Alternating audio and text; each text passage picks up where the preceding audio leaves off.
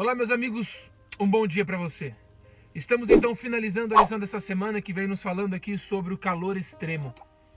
Durante essa semana estudamos alguns pontos e eu gostaria aqui de passar aqui a essência daquilo que nós estudamos durante essa semana. Mesmo que a lição tenha nos levado a pensar por muitas vezes que Deus é o causador do sofrimento na sua vida, ou por uma ação direta, ou pela sua permissão, pois foi mais ou menos isso que ela colocou, permitindo ou não, né, Deus permitindo o sofrimento, ou acontecendo o sofrimento, ele é responsável da mesma maneira. E esse pensamento eu não corroboro, porque nós temos que entender aqui o momento em que vivemos nessa terra. Ou seja, estamos vivendo no grande conflito entre o bem e o mal. E ao passo em que o ser humano escolheu Satanás como o príncipe deste mundo, mesmo ele não sendo o príncipe desse mundo, mas foi escolhido através das nossas ações, por nós escolhermos o pecado e escolhermos pecar, Satanás ele tem certos poderes aqui neste mundo. E esses poderes ainda vão existir ao passo em que e vão ser finalizados, vão ser cessados quando Cristo dizer o está feito, e aí sim o mal deixar por existir por completo. Mas enquanto isso não acontece no nosso mundo, em nossa vida, nós estamos vivendo no meio deste conflito. Ou seja, estamos vivendo no fogo, estamos vivendo na fornalha. E essa fornalha, ela arde incansavelmente para buscar, por através de Satanás, para buscar levar mais pessoas aos pés dele e corromper então ali o caráter de Deus na imagem e semelhança que Deus fez, que somos nós, aquilo que nós estudamos algumas lições passadas. Então, aonde que entra aqui então o aperfeiçoamento de Cristo? O aperfeiçoamento de Cristo entra no crisol, no fogo extremo, quando Deus, ele, pela sua graça e pela sua misericórdia, ele derrama as ricas bênçãos ao seu povo e clama para que o seu povo aceite o teu auxílio, a tua ajuda. E aí sim, com a ajuda de Cristo, nós sairmos vitoriosos do conflito. Nós saímos vitoriosos do calor extremo. A lição ela abordou aqui 2 pontos. E esses 2 pontos foram pontos atípicos na Bíblia, onde o que estava sendo envolvido naquela tentação, naquele teste, naquele crisol, naquele calor extremo, era algo muito maior do que o próprio ser humano, do que a própria pessoa que estava passando pudesse imaginar. Que era mostrar para todo o mundo que Satanás era mau a todo tempo. Pois ainda existia na mente das pessoas, dos anjos, a dúvida de quem realmente tinha a razão, se era Satanás ou se era Deus. Por esse motivo, Deus não eliminou o pecado logo no início, porque ele tinha que demonstrar a todos qual era o verdadeiro destino do mal. Qual era a verdadeira consequência do homem escolher o mal. E Deus teve que demonstrar tudo isso. E Deus teve que mostrar para Satanás e os outros povos que a escolha que ele tinha em Ló e em Abraão era muito maior. E mesmo eles, acontecendo algumas imperfeições nas suas vidas, eles eram homens tementes a Deus e que se desviavam do mal.